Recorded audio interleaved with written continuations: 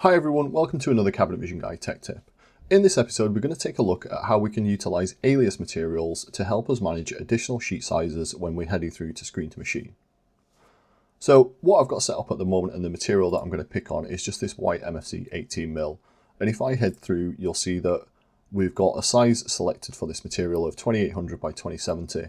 So when I've got this set up in a material schedule and applied some parts within my job, when I head through to the screen to machine, it's going to give me this sheet size that I can use. Now, what I might want to do is I might use a smaller sheet size or a bigger sheet size, but have some additional sheet sizes in here that I want to associate with this material, but I don't want to have to manage the relationship between the parts and the material. So I don't want to have to reassign materials through the schedule. I'd like this to happen automatically. So to do that, what I'm going to do is I'm going to hit Material, select my parent material here and come up and click Alias. And then what I need to do is I need to add some additional material sizes. So I'm going to start off just add in a white 18mm. And again, we can enter any name we want for this, but I'm just going to include the sheet width as well. So for mine, I'm going to add a 1020, I think 1300 and a 700.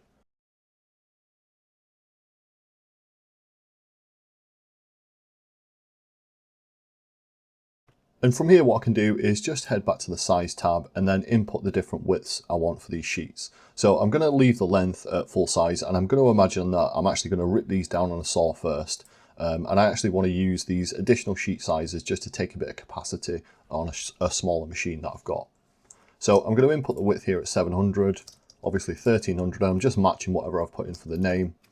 Again, you might have your own naming system. You might want it to match exactly what we've got for the parent material and just include the width as well. So from here, what I'm going to do is I'm going to jump into a job that I've got set up using this parent material.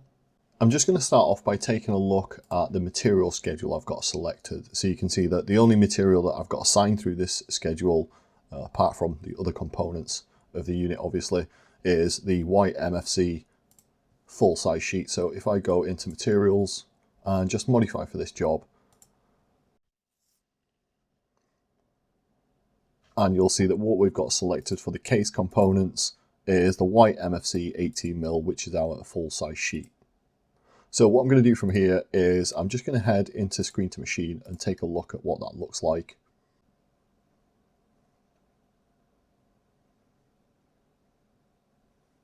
So with my material selected up at the top, what I've got is my full size sheet, my 2800 by 2070, but automatically what I've got here is my additional sheet sizes, so my 1020, my 1300 and my 700. Obviously at this point I can start to manipulate the quantity to adjust what I want Cabinet Vision to optimize into, but I can also do things like if I adjust the cost and then head into optimize parameters, offcuts and prioritize by sheets. I can also choose things like use less expensive sheets first to adjust how CV is going to optimize and utilize these. Now obviously if I just want to use my additional sheet sizes, maybe I am restricted on machine size, what I can do is right click and choose to delete that material altogether, and then when I go to optimize, everything's going to be done in these additional sheet sizes.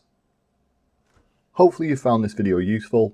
Feel free to give us a like, share and subscribe. We're also on Facebook, that's facebook.com/thecabinetvisionguy, and Instagram as well, that's instagram.com/thecabinetvisionguy. Cheers!